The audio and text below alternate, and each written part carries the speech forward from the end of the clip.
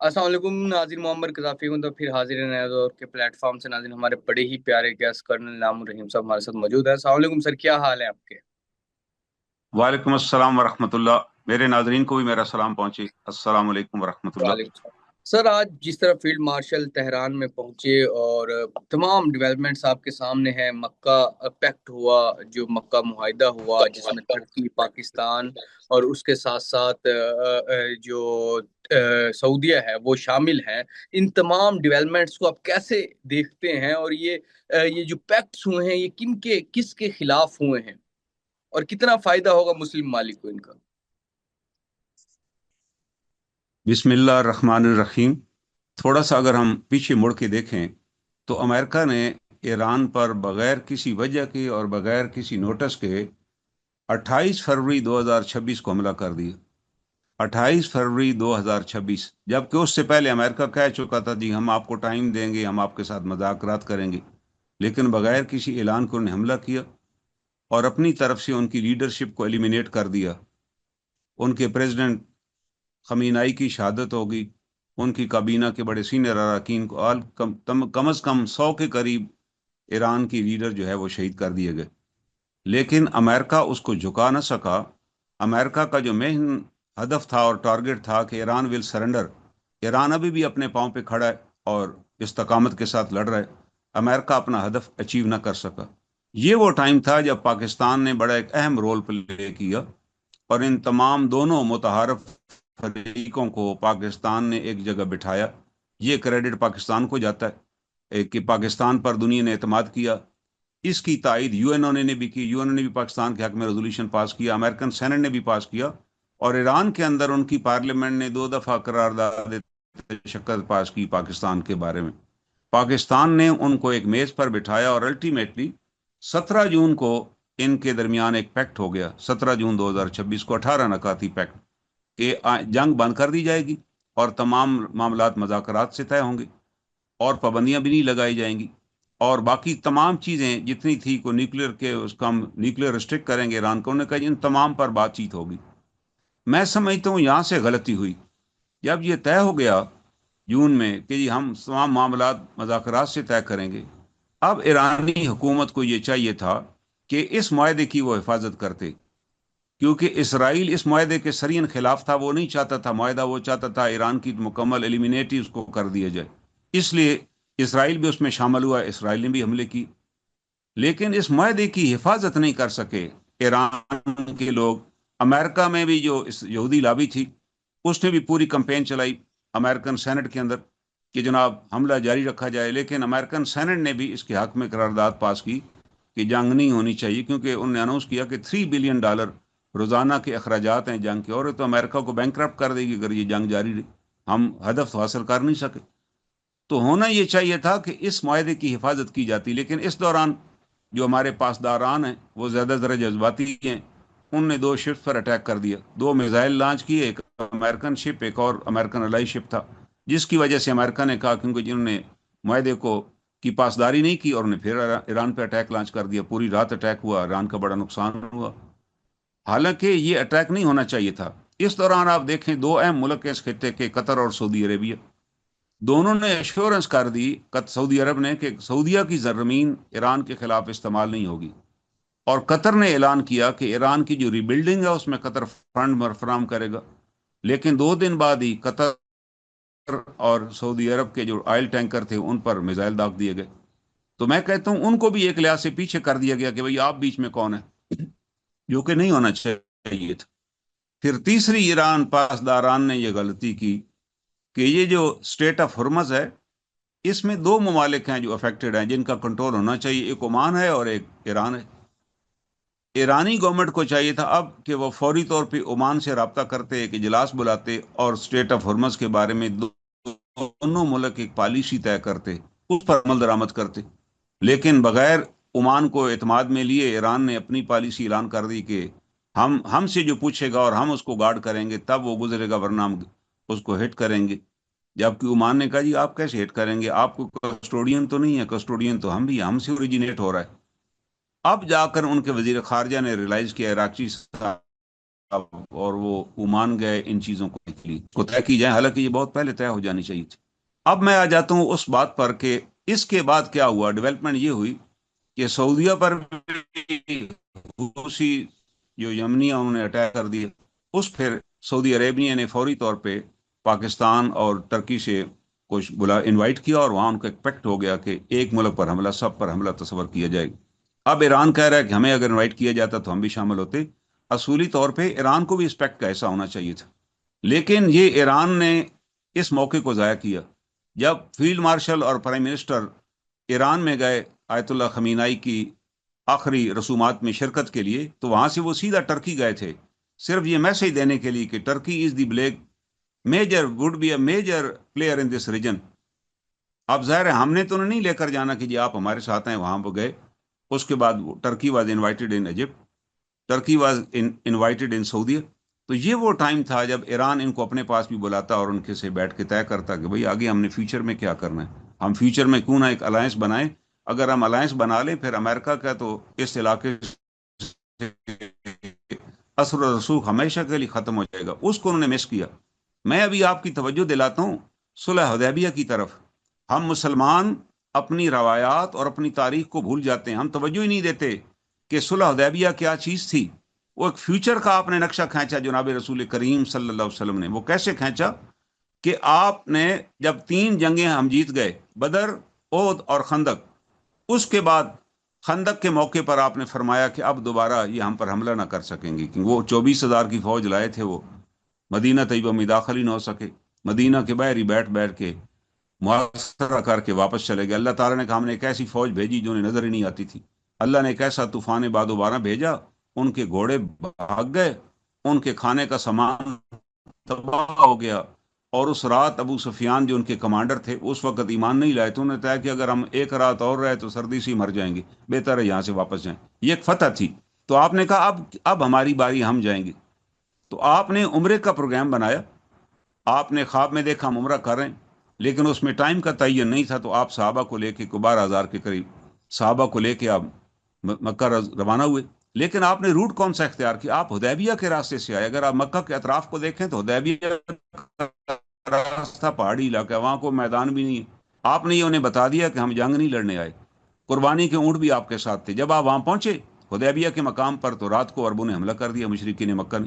جب حملہ ہوا تو آپ نے صحابہ کو کہا کہ ان کے ساتھ لڑنا نہیں ہے، ان کو گرفتار کریں۔ تو 100 کے قریب ان کے نوجوان گرفتار کر لیے گئے۔ آپ نے ان کو گرفتار کے بعد آپ نے ان سے خطاب کیا، آپ نے کہا ہم تو عمرہ کرنے آئے ہوئے ہیں بھائی، اس موقع پہ تو اگر یہ وہ مہینے ہیں محترم مہینے جہاں اگر کسی کے باپ کا قاتل بھی آئے تو نہیں روکا، آپ یہ کیا کر رہے ہو؟ آپ نے کہا میں تمہیں آزاد کرتا ہوں، واپس جا کے میرا پیغام دو۔ وہ جب واپس آئے تو سر جھکائے ہوئے، عرب کے جتنے سردار تھے جو اس موقع پہ آئے ہوئے تھے عرب میں، انہوں نے بھی قریش کی مذمت کی کہ بھائی دیکھو آپ نے کیا حرکت کیا، وہاں حملہ کیا، انہوں نے تو آپ کے بندوں کو بھی چھوڑ دیا، وہ آپ چاہتے تو ان کو تہہ کر دیتے، لیکن پھر صلح نہ ہوتی نا۔ پھر صلح ہو گئی، صلح کے لیے ماحول بن گیا۔ اب جب بیٹھ گئے، اب دیکھیے صلح ہو گئی، صلح کی تحریر لکھی جا رہی ہے، اور تحریر کے نظام جب یہ لکھا گیا کہ یہ معاہدہ جو ہے یہ سرداران قریش اور حضرت محمد رسول اللہ صلی اللہ علیہ وسلم کے درمیان ہے، تو ان کا جو سفارتکار تھا جو یہ مذاکرات کر رہا تھا، سہیل بن عمرو، وہ ابھی تک اسلام نہیں لائے ہوئے تھے، انہوں نے اعتراض کر دیا۔ انہوں نے کہا اگر ہم یہ مان جائیں آپ محمد الرسول اللہ ہیں تو پھر تو جنگ کس بات کی، ہم تو آپ کو رسول نہیں مانتے، آپ لکھیں، اس کو کاٹیں، لکھیں یہاں پر کہ یہ معاہدہ سرداران قریش اور محمد بن عبداللہ کے درمیان۔ یہ بڑا اہم موقع تھا، صحابہ اکرام بھی اس پر بڑے، ان کو بھی غضبناک ہوئے کہ یہ کیسے ہو سکتا ہے کہ حضور کے نام کے آگے سے ہم محمد الرسول اللہ کاٹ دیں۔ مگر آپ جانتے تھے کہ معاہدہ بڑا اہم ہے، ہمیں معاہدے تک پہنچنا ہے۔ آپ نے حضرت علی کرم اللہ وجہہ کو کہا، انہوں نے معذرت کی کہ میں تو آپ کے نام کے آگے سے رسول اللہ نہیں کاٹ سکتا، تو آپ نے کہا مجھے دکھاؤ معاہدہ، تو آپ نے اپنے دست مبارک سے رسول اللہ مٹا دیا اور محمد بن عبداللہ لکھا گیا، کیونکہ آپ جانتے تھے معاہدہ ہونا ضروری۔ جب معاہدہ ہو گیا تو معاہدے کی پہلی وائلیشن ہو گئی کہ وہ جو سہیل بن عمرو کا بیٹا تھا ابو جندل، جو مسلمان ہو چکا تھا اور بیڑیوں سے بندھا ہوا تھا، وہ بیڑیاں توڑا کے آپ کے کیمپ میں پہنچ گیا کہ دیکھیے جی میرے پاس تو ظلم ہو رہا ہے بڑا۔ تو آپ نے اس کی حالت دیکھی، صحابہ کے دل بھی پسیج گئے کہ ہمیں اس کو پناہ دینی چاہیے۔ تو آپ نے سہیل بن عمرو کو کہا کہ اس کو مجھے ہدیہ کر دو، مجھے گفٹ کر دو اپنا بیٹا، ہم اچھے طریقے سے رکھیں۔ اس نے نہیں جی، میں تو اس کو واپس لے جاؤں گا۔ اس نے کہا جی یہ معاہدہ ہو چکا ہے کہ جو ہمارے پاس سے آپ کے پاس آئے گا واپس کریں گے، آپ اسے واپس کریں گے۔ تو آپ نے صحابہ کو کہا کہ نہیں، ہم اس معاہدے کی پاسداری کریں گے۔ اور آپ نے اس ابو جندل کو بھی کہا کہ تم بیٹا صبر کرو، اللہ تمہارے لیے راستہ نکالیں گے۔ اس کو حوالے کیا گیا۔ آج کل کے حالات ہوتے تو ہم سٹینڈ لیتے کہ ہم نہیں، لیکن آپ نے کہا نہیں، معاہدے کو انٹیکٹ کیا جائے، کیونکہ اس کے نتائج تو آگے آنے والے تھے۔ پھر اس کے بعد آپ وہاں سے پلٹے۔ صحابہ اکرام بڑے رنجیدہ تھے کہ یہ ہم نے معاہدہ کیوں کیا، کہ جب ان کا بندہ آئے گا ہم واپس کریں گے، اور جب ہمارا وہاں جائے گا مدینہ سے کو بھاگ کے مکہ تو وہ واپس نہیں کریں گے، اور ہم اس سال عمرہ بھی آپ کو نہیں کرنے دیں گے، اگلے سال آپ آ کے عمرہ کریں۔ لیکن اگلے 10 سال تک جنگ نہیں ہوگی۔ جب آپ واپس پلٹے، صحابہ بڑے بوجھل دل کے ساتھ پلٹے کہ ہمیں قربانیاں بھی وہاں نہیں کرنے دی گئی، ہمیں حرم کی حدود میں بھی نہیں جانے دیا گیا۔ اسی وقت اللہ تعالیٰ کی طرف سے آیات نازل ہو گئیں، انا فتحنا لک فتحا مبینہ، اے میرے پیغمبر، ہم نے آج آپ کو فتح مبین عطا کر دیے۔ آپ نے صحابہ کو کہا کہ اللہ کی طرف سے بشارت آ گئی۔ اب دیکھیے اس پہ کیا ہوا، اس معاہدے سے، اس معاہدے اس کے نتیجے میں آپ کو ٹائم مل گیا۔ آپ نے اس دوران تمام حکمران جو تھے علاقے ان کو خطوط لکھے، وہ 7 خطوط آج بھی موجود ہیں۔ اور اللہ تعالیٰ فرماتے ہیں اس معاہدے کے نتیجے میں یدخلون فی دین اللہ افواجا، اب فوجوں کی صورت میں لوگ دین میں داخل ہوئے، اسلام پورے علاقے میں، خطے میں پھیل گیا۔ لوگ کہا کہ یار یہ کون لوگ ہیں جن کے ساتھ قریش کو معاہدہ کرنا پڑا ہے، یہ کون سی طاقت ہے جو نئی طاقت ابھر آئی؟ انہوں نے کہا یار ہم یہ ہمارے، وہ تو آپ کو مدینہ والوں کو اپنے مقابل ہی نہیں سمجھتے تھے، لیکن اب معاہدہ ہو چکا تھا۔ تو اللہ تعالیٰ نے اس معاہدے کی آپ نے اتنی حفاظت کی کہ جب ایک اور صحابی حضرت بشیر رضی اللہ تعالیٰ نے، وہ بھی مکہ سے بھاگ کر، مکہ کی قید میں تھے، وہ بھاگ کر مدینہ طیب آ گئے، تو مکہ کا وفد آ گیا، 2 افراد آئے مکہ سے کہ اس کو ہمارے حوالے کیا جائے، ہمارا قیدی ہے۔ صحابہ نے کہا کہ ہمیں پناہ دینے، آپ نے کہا نہیں، معاہدے کی پاسداری ہوگی۔ آپ نے حضرت بشیر کو ان کے حوالے کیا کہ آپ جائیے، اللہ آپ کے لیے راستہ نکالیں گے۔ راستے میں اس صحابی نے اپنے جو 2 گارڈ تھے ان میں سے ایک کو مار ڈالا، دوسرا ڈر کے مارے بھاگ گیا، اور وہ اس کی تلوار اور جانور لے کر مدینہ طیب آئے اور کہنے لگے اللہ کے رسول صلی اللہ علیہ وسلم، آپ نے معاہدہ پورا کیا ہے، اب میں مدینہ نہیں ٹھہروں گا۔ وہ شام کی طرف نکل گئے اور تجارتی راستے پہ اپنا مسکن بنا لیا۔ اب مکہ کے اندر جتنے لوگ تھے جو ان کے ظلم و ستم کو سہ رہے تھے، وہ بھی وہاں سے نکلے اور مدینہ آنے کی بجائے وہ شام کے اس راستے پہ پہنچ گئے۔ وہاں کوئی 70 کے قریب لوگ جمع ہو گئے۔ اب عرب کا کوئی بھی قافلہ جاتا وہ لوٹ لیتے۔ اب تنگ آ کر مشرکین مکہ کا ڈیلیگیشن آیا جناب رسول کریم صلی اللہ علیہ وسلم کے پاس کہ ہم چاہتے ہیں معاہدے میں سے یہ شک نکال دی جائے، جو آپ کے پاس آئے وہ آپ کے پاس ہی رہے، ہم نہیں لے۔ آپ نے صحابہ کو کہا دیکھو یہ اللہ نے کیا ہمارے پہ احسان کیا ہے، اس شک کو واپس ہی لینے آ گئے۔ اور یہی معاہدہ تھا جو فتح مکہ کی وعید بنا، فتح مکہ کی ایک نئی نوید بنا، میں سمجھتا ہوں۔ اگر ایران کو بھی چاہیے تھا اس معاہدے کی حفاظت کرتے، کہہ دیتے کہ جی اب ہم ہرمز کے اندر کسی جہاز پر اٹیک نہیں کریں گے۔ بھائی آپ اپنے مسلمانوں کے سعودی عرب اور قطر کے جہازوں پر اٹیک کر رہے ہیں، آپ جناب یو ای پر اٹیک کر رہے ہیں، آپ ان کے اڈوں کو تباہ کر رہے ہیں کہ جی وہاں امریکن، بھائی آپ نے اسرائیل کو کھلا چھوڑ دیا، اب اس سے فائدہ کس نے اٹھایا؟ اس سے فائدہ اسرائیل نے اٹھایا، کیونکہ ہم مسلمان آپس میں الجھ گئے۔ وہ جو یمن کی حوثی ہیں وہ بھی پاسداران کی پراکسی ہیں، ان کو بھی اشارہ کیا گیا، انہوں نے بھی سعودیہ پہ کہ ایک ایئرپورٹ کے اوپر حملہ کر دیا، ان کی ارامکو کی آئل لائنز پر حملہ کر دیا گیا۔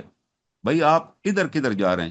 آپ دیکھیے اس کا نتیجہ یہ نکلا کہ اسرائیل نے عراق کے اندر ایک زون بنایا، وہاں اس نے اٹیک کیا۔ اس نے سیریا کے اندر ایک زون بنایا، وہاں اپنے ٹپس اتار کے قبضہ کر لیا۔ اس نے لیبنان کے اندر اٹیک کر کے اپنا ایک پیس زون بنایا لٹانی ریور کے پاس۔ پھر اس نے غزہ کے جو کیمپ تھے وہاں دوبارہ قتل عام شروع کر دی۔ اب ایک امریکن ٹائم میگزین میں رپورٹ آئی ہے کہ کس طریقے سے جو فلسطینی عورتیں اور بچے مرد جو اسرائیل کی قید میں ہیں ان کے ساتھ بدترین مظالم کیے جا رہے ہیں۔ یہ ایک امریکن کی رپورٹ ہے۔ اس نے وہ تمام لوگ جو ریلیز ہوئے تھے ان کے انٹرویو لے کے ایک پوری رپورٹ شائع کی ہے، جس میں دنیا کے اندر جس کی بڑی مذمت کی گئی۔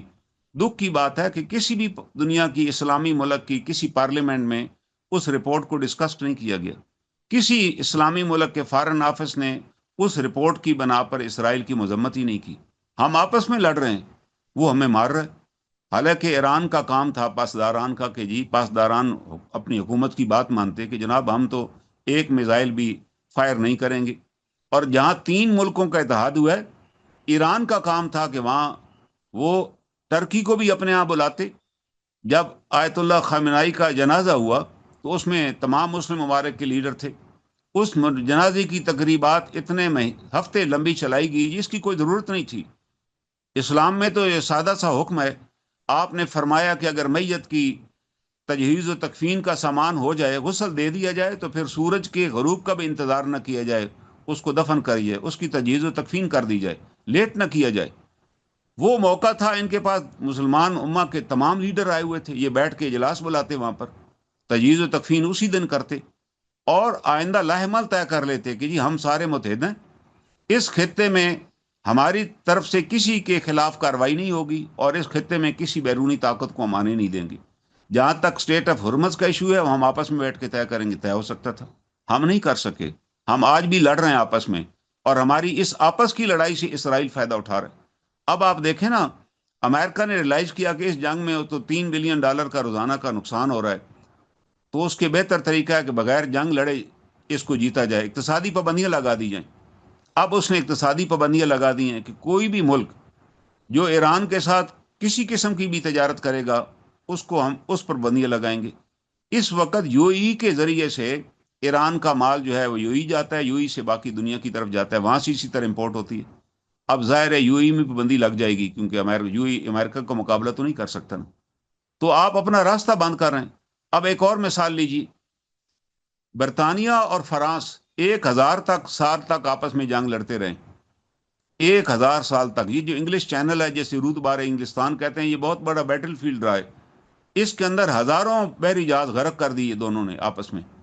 پھر ایک ٹائم ایسا آیا کہ نپولین کی آرمی کو نیلسن نے ڈیفیٹ کیا، اور اس کا نتیجہ ہے کہ آج بھی نیلسن کا مجسمہ ٹریفالگر سکوئر میں لگا ہوا ہے. اور فرانسیسی جب انگلینڈ جاتے ہیں تو اس ٹریفالگر سکوئر میں نہیں جاتے، کہتے ہیں جی ہمیں شرم آتی ہے، یہاں وہ شخص کھڑا ہوا ہے جس نے ہمیں شکست دی تھی. لیکن اس شکست کو ہم نے بدلہ نہیں لیا. اب فرانس اور برطانیہ نے بیٹھ کے طے کیا، اب وہی انگلش چینل جو جنگی میدان تھا اس کے درمیان ایک ٹنل ہے، اس ٹنل سے ہزاروں گاڑیاں روزانہ فرانس سے انگلینڈ اور انگلینڈ سے فرانس آتی ہیں، وہ دونوں تجارت کر رہے ہیں، کوئی جنگ نہیں.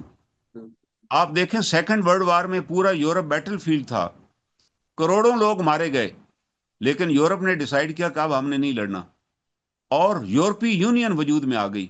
تمام یورپین ملک اس کے ممبر ہیں، ان کی اپنی کرنسی ہے یورو کے نام سے. اگر یورپین یونین کا ایک ملک آپ کو ویزا دیتا ہے تو آپ انٹائٹل ہیں یورپین یونین کے کسی ملک میں بھی جا سکتے ہیں. ایک ملک آپ کو ڈینائی کرے گا تو یورپین یونین کے کسی ملک میں بھی آپ نہیں جا سکتے. کیا ہم مسلمان یہ نہیں طے کر سکتے تھے؟ جیسے یورپین یونین کی صورت میں ان عیسائیوں نے ایک اتحاد بنا لیا کہ ہم متحد ہیں اور آئندہ کوئی جنگ سر نہیں اب کریں بنا گے، تو کوئی بھی لیے، ہوگا. اب اسی جانب تو چل رہے ہیں مسلمان. فیلڈ مارشل جو کمان سنبھالے ہوئے ہیں اب اسی جانب تو جا رہے ہیں، جس طرح ٹرکی، سعودی عرب اور پاکستان کا معاہدہ ہو رہا، آج ایران بھی گئے ہیں. نہیں، وہ تو ہماری تو پوری شروع دن سے یہ کوشش ہے. ہمیں تو اللہ تعالیٰ نے ایک موقع فراہم کیا جس میں اللہ نے ہمیں سرخ رو بھی کیا، ہم نے ان کو بٹھایا. لیکن دیکھیں نا، یہ معاہدہ ہو رہا ہے آپ کا ان کے ساتھ جون میں، اب اگست ختم ہونے والا ہے. اس دوران کتنے اٹیک ہو گئے. آپ کی استقامت اپنی جگہ، لیکن اگر آپ پہ اقتصادی پابندیاں لگ جائیں گی تو آپ کے عوام کا کیا حال ہوگا. وہاں کتنی تباہی انہوں نے کی اس دوران، پل تباہ کیے، تعلیمی ادارے تباہ کیے، سکول تباہ کیے. لیکن جب معاہدہ ہو گیا تھا تو پھر ایران یہ طے کر لیتا کہ اب کوئی اٹیک نہیں ہوگا اور ہم انشور کریں گے، اور یہی ممالک اس کے گارنٹر ہوتے، ان کو بٹھاتے ساتھ. اور ایک ابھی گرینڈ الائنس ہوتا جس میں ایجپٹ، مصر بھی ہوتا، جس میں ٹرکی بھی ہوتا، جس میں ایران بھی ہوتا، جس میں مڈل ایسٹ کی اسٹیٹ بھی ہوتی، اور یہ طے کر لیتے کہ ہم اپنے معاملات مذاکرات سے طے کریں گے، اور اس خطے میں کسی بھی دوسرے بڑی طاقت کو فوجی چھاونی ایئر بیس نہیں بنانے دیں گے، تو مسئلہ ختم تھا. Issue would have been resolved. امریکہ اس خطے میں جرت ہی نہ کرتا دوبارہ آنے کی. تو دیکھیں نا، ابھی بھی ہماری سلو سپیڈ ہے، ہمارے اندر پرانے بغض اور پرانے کینے موجود ہیں جس کی وجہ سے ہم بیٹھنے کو تیار نہیں ہیں. یہ ہمیں قرآن نے حکم دیا ہے، شاوروا بینہم، کہ تم آپس میں بیٹھ کے اپنے معاملات طے کرو، وہ ہم طے کرنے کو تیار نہیں. پاکستان کی ایفرٹ ہے، جب بھی پاکستان کو موقع ملتا ہے فیلڈ مارشل اور پرائم منسٹر وہاں پہنچ جاتے ہیں. فیلڈ مارشل کی پرسنل انسسٹنس ہے، آپ کہہ لیجئے کہ بھائی آپ اس کو آگے چلائیں، ہم پیکٹ کر چکے ہیں، آپ بھی شامل ہو۔ ایران اب کہہ رہا ہے، ایران کے وزیر خارجہ نے کہا کہ ہمیں بھی اگر دعوت دی جائے تو ہم، بھائی دعوت کی کیا ضرورت ہے، آپ شامل ہو اس کے اندر، اور یمن کو بھی لے کر آئیں۔ یہ خطے میں تقسیم کس نے کی ہے؟ آپ ذرا تاریخ اٹھائیے، فرسٹ ورلڈ وار کے بعد جب جو چرچل تھا وہ منسٹر تھا، منسٹر آف کالونی افیئرز، اس کو سیکرٹری آف کالونی افیئرز کہتے تھے، وہ اس نے اس علاقے کا نقشہ بنایا ایک بڑے پلان کے تحت۔ نقشہ اس نے اس طرح بنایا کہ جب ہماری فوجیں اس خطے سے نکل جائیں تو یہ لوگ، یہ ملک امن سے نہ رہیں، یہ آپس میں لڑتے رہیں۔ پاکستان کی مثال لے لیجیے، انڈیا اور پاکستان سے انگریز نکل گئے، مگر جاتے جاتے ان نے گرداسپور کا پورا ضلع جو تھا اور فیروز پور کی تصویریں انڈیا کو دے دیں جہاں مسلم میجارٹی تھی۔ اس طریقے سے انہوں نے کشمیر کا راستہ انڈیا کو دے دیا، ورنہ Kashmir was integral part of Pakistan, اس کو تو راستہ ہی نہیں تھا، تو کوئی زمینی راستہ ہی نہیں تھا۔ 14 اگست کو جو نقشہ رنگس ہوا اس کے اندر امرتسر اور گرداسپور وار ان پاکستان، لیکن ریڈ کلف کو بلایا گیا، اس نے فوراً ایک نیا نقشہ جاری کر دیا، اور عید والے دن مسلمان یوم آزادی منا رہے تھے کہ ان پر مساجد پہ حملہ ہوا، ہزاروں مسلمانوں کو مسجدوں میں شہید کر دیا گیا، اور کشمیر کا اور ہمارے درمیان ایک قضیہ کھڑا کر دیا گیا جس کو آج تک پاکستان اور ہندوستان طے ہی نہ کر سکے، لڑ رہے ہیں۔ اسی طرح ملائیشیا اور انڈونیشیا کے درمیان بورنیو آئی لینڈ کا قضیہ کھڑا کر دیا گیا، ایران اور عراق کے درمیان شتر عرب کا مسئلہ کھڑا کر دیا گیا، اسی طرح یمن اور سعودیہ کے درمیان ایک چھوٹے سے ریت کے ٹیلے کا کھڑا کیا گیا، وہ آج تک لڑ رہے ہیں۔ اور بھائی آپ بیٹھ جائیں، بیٹھ کے طے کریں ان معاملات کو، آپ کس بات پر لڑ رہے ہیں بھائی؟ آپ دنیا میں یورپ کے جتنے ممالک ہیں ان سب کے کلیم تھے ایک دوسرے کے اوپر، اسپین اٹلی پہ کلیم کر رہا تھا، اٹلی کا فرانس کے ساتھ ایشو تھا، جرمنی کا ریسٹ آف یورپ کے ساتھ تھا، لیکن آج وہ سارے ایک لڑی میں پروئے ہوئے ہیں۔ آج they are part of the European Union, اور یورپین یونین اتنی سٹرانگ ہے کہ وہ اب نیٹو کو بھی خاطر میں نہیں لاتے، وہ کہتے ہیں جی ہم اپنا دفاع خود کر لیں گے، ہمیں نیٹو کی ضرورت ہی نہیں۔ تو اس سے کیا پتا چلا کہ آپ اپنے معاملات کو طے کیجیے، خام و غیر ضروری جنگوں کو پرولانگ کرنا اس کو فائدہ نہیں ہے۔ قرآن تو خود کہہ رہا ہے اصلح خیر، کے صلح میں خیر ہے، آپ صلح کیجیے۔ بالکل جناب رسول کریم صلی اللہ علیہ وسلم کو جب صلح کے لیے بلایا گیا تو آپ نے صلح کر لی۔ صلح کے اندر کتنی ہچز کریٹ کی گئیں، کتنی رکاوٹیں پیدا کی گئیں، مگر اللہ کے رسول صلی اللہ علیہ وسلم نے ہر رکاوٹ پہ قابو پایا، اپنے صحابہ کو بتایا کہ صلح کا نتیجہ دیکھیے گا۔ جو دنیا میں اسلام پھیلا اور بیرون ملک اسلام کا پیغام پہنچا وہ اس پیریڈ کے دوران پہنچا، اور جب اس بالکل۔ صلح کو مکہ والوں نے وائلیٹ کیا تو اس کے نتیجے میں مکہ فتح ہو گیا۔ اللہ تعالیٰ نے بتا دیا بھائی ان کو، آپ، اللہ نے یہاں بھی کہا کہ اگر وہ تمہارے ساتھ کوئی سازش کریں گے صلح کی آڑ میں، توکل علی اللہ، آپ اللہ پر بھروسہ کیجئے، فَهُوَ حَسْبُهُ، وہ آپ کے لیے کافی ہو جائے گا۔ بھائی ہم بالکل کلمہ گو مسلمان ہیں، ہماری کیمسٹری ڈیفرنٹ ہے، خاص ہے ترکیب میں قوم رسول ہاشمی، ہمارا بالکل تعلق تو جناب رسولت مآب وسلم کے ساتھ ہے، ہمیں ان کی تعلیمات اور قرآن کو دیکھ کے چلنا چاہیے، بالکل بجائے کہ ہم آپس میں لڑ مر رہے ہیں اور بالکل۔ تو آپس میں سر ایک یہ جو دوسرے کو تباہ پیکٹ کر رہے ہوا ہیں۔ ہے اس کو آپ کیسے دیکھتے ہیں؟ کیا فائدے ہوں گے، کیا چیزیں ہوں گی اس سے؟ یہ جو پیکٹ پاکستان کے لیے بڑا خوش آئندہ ہے، خطے کے لیے بڑا خوش آئندہ ہے۔ اس کا بالکل نتیجہ یہ ہے کہ ہم ویسے بھی تو سعودی عرب کے ساتھ ہمارا پہلا بھی ایک پیکٹ تھا کہ سعودی عرب کی جو ہر پاکستانی، ہر کلمہ گو مسلمان، اس کے خطے کے ساتھ ایک محبت ہے، ایک عقیدت ہے۔ ہم میں سے کوئی بھی نہیں چاہے گا کہ اس سرزمین پاک کے اوپر کوئی بھی جارحیت ہو، کوئی بھی وہاں دہشت گردی ہو، تو ہم تو اس کے لیے پہلے بھی ہمارے ٹرپس وہاں گئے کئی دفعہ، اور پاکستان اب بھی یہ کر رہا ہے۔ اب ہونا تو یہ چاہیے تھا جیسے ترکی اس میں شامل ہو گیا، اس میں دیگر مسلمان ممالک بھی شامل ہو، اسپیشلی ایران بھی شامل ہو، یمن بھی شامل ہو، تاکہ یمن اور سعودیہ کا قضیہ ختم ہو جائے۔ ایک معمولی سا ڈسپیوٹ ہے جس پہ لڑ رہے ہیں، وہ بیٹھ کے طے کیا جا سکتا ہے، کچھ لے اور دے کے پالیسی کے اوپر۔ دنیا میں کتنے ممالک ہیں جن کے ڈسپیوٹس ہیں وہ طے کر چکے ہیں اور معاملے ختم ہو چکے ہیں، ہم کیوں نہیں کر سکتے؟ اصل میں ہمارے خطے میں یہ ڈسپیوٹس کریٹ کیے جاتے ہیں تاکہ ہم لڑتے رہیں اور آپس میں کسی منزل پہ نہ پہنچ سکیں، تو یہ ضروری ہے جی۔ اب بالکل جناب بالکل اذان ہوگی بالکل بالکل۔ اچھا سر، لاسٹ میں ایک آخری سوال میں یہ جی۔ پوچھتا چلوں جو ابھی کے حوالے سے، کہ ایک یونیورسٹی ہے سرحد کے نام سے، وہاں پہ کوئی ہمارے کوئی حاضر سروس تھے، انہوں نے آ کے، آپ یونیورسٹی میں آپ بھی پڑھاتے ہیں، آپ کو ان چیزوں کا آئیڈیا جی بھی ہے، تو اس کو آپ اس کو کیسے دیکھتے ہیں اس واقعے کو؟ اس یونیفارم والے افسر کو وہاں نہیں جانا چاہیے تھا، اس کو کوئی رول نہیں تھا۔ یہ ٹھیک. وہاں اگر ڈسپیوٹ تھا تو police should have settle down. یہ آرمی تو سر افسر کا اس کے ورکنگ میں خلاف جانے کاروائی ہوگی، کاروائی کی ہوگی؟ کاروائی ہو رہی ہے. اس کو جی. ڈیٹین، اس کو محکمے نے سنبھال لی ہے، ہوں. اور اس کے خلاف انویسٹیگیشن ہو رہی ہے، اور اس کے ہوں. خلاف کاروائی بھی ہوگی. ریسٹ اشور، کبھی نہیں ہو سکتا کہ کوئی آرمی افسر یونیفارم میں کسی ایسے حلے میں چلا جائے. اس کو تو وہاں جانا ہی نہیں چاہیے تھا.